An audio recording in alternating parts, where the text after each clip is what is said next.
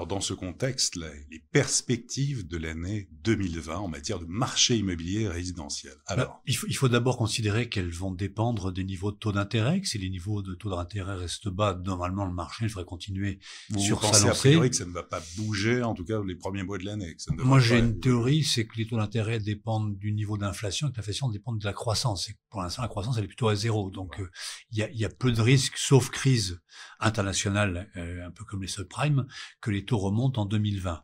Si ces taux restent au niveau d'aujourd'hui, entre 1,5%, globalement, le marché devrait continuer. Néanmoins, Les comme banques qui peuvent durcir les conditions d'octroi. oui, mais les banques peuvent durcir si le crédit n'est pas un enjeu Ouais. stratégique. Aujourd'hui, le crédit immobilier est un enjeu stratégique d'acquisition de nouveaux clients. Et les banques ont besoin de nouveaux clients. Le crédit est un produit harpon.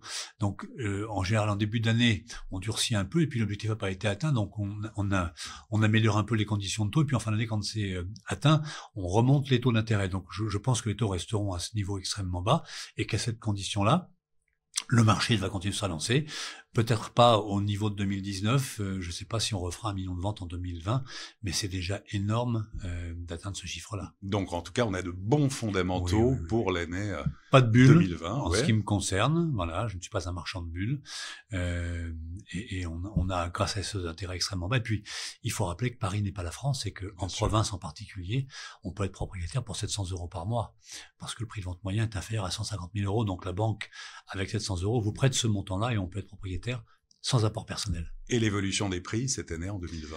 Assez raisonnable, entre 1 et 2% en ce qui me concerne, en distinguant bien le marché de la maison, de l'appartement, et les appartements montrant un peu plus que l'achat locatif portant l'appartement en général.